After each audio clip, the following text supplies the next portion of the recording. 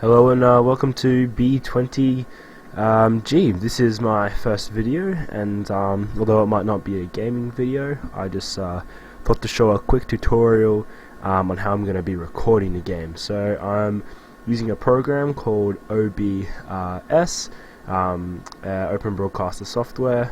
It's pretty common, it's a free software, it's nice, but anyway, but I would like to show you guys I guess a tutorial on how to view the performance of your computer's components as you're playing a game, so having an on-screen display. So the program that we're going to use to do that is called MSI Afterburner. It's an MSI product, it's completely free, and it's available here at this website. I'll put it in the link, I'll put the link in the description. You won't have to worry about the tutorials, it's quite easy.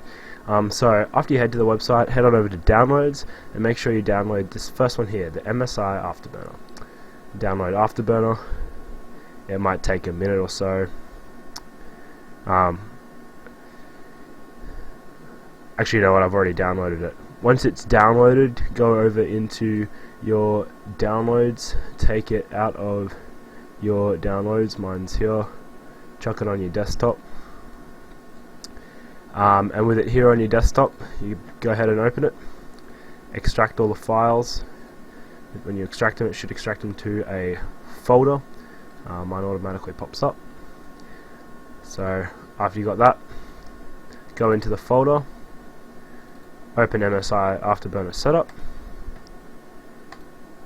install it, accept the agreements. This is a free program. It has absolutely no adware. Now, to enable the actual software in your game, you'll have to install the River Tuner Statistics server.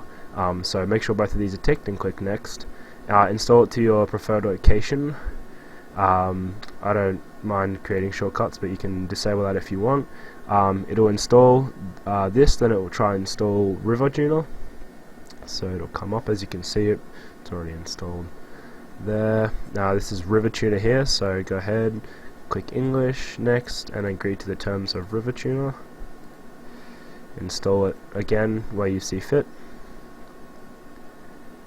Once this is done, it'll close down.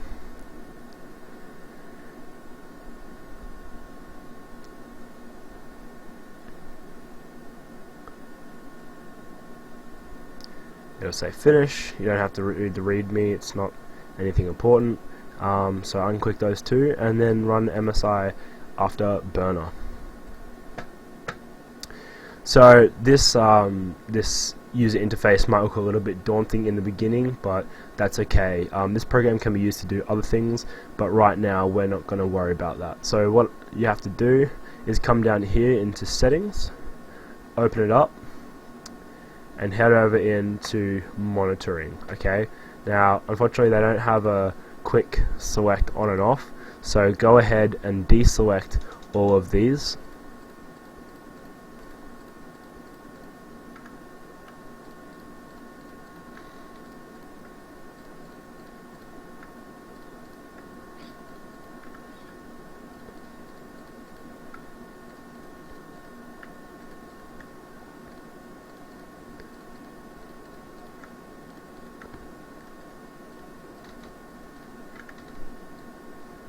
Okay, cool. So now the reason I don't want to have all this stuff is because really personally I don't want to know it. I just kind of want to monitor and maybe just check out. The reason I installed this originally was to check out my bottleneck. So what you're going to want to do is you're going to want to tick GPU 1 usage and come down here into showing on-screen display, which currently apparently doesn't want to work. There you go. So you got to click on it, sorry, as well as tick it.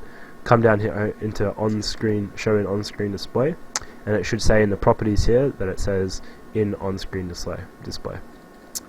Next up, I want to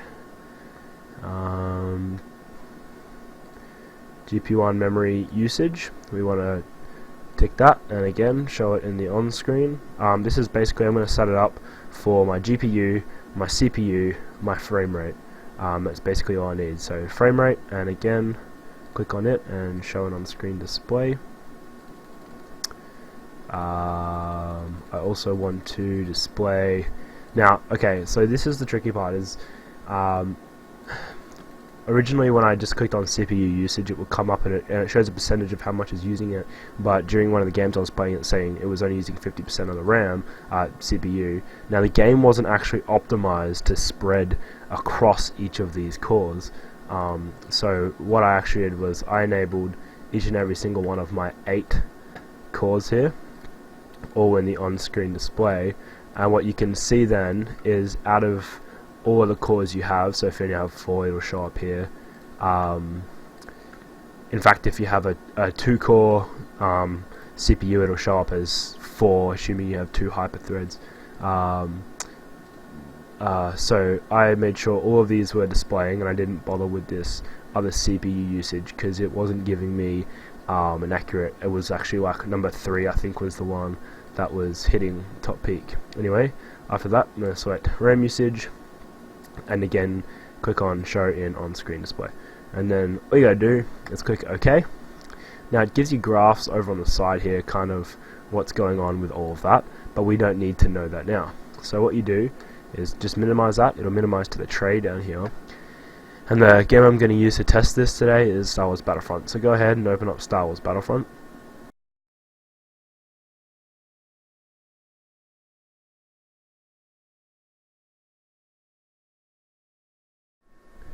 Alright, so as you can see, up in the top left hand corner there, we've got the different components and the different speeds that they're running at, and the different percentages, that is, and this is how you monitor during your game. So some things I'd like to point out: obviously if you are playing a game and you're trying to wonder why your frames are really low or something like that, then you probably can take a look at the graphics card and see that if it's working at its hardest, that's generally where you tend to see some lag.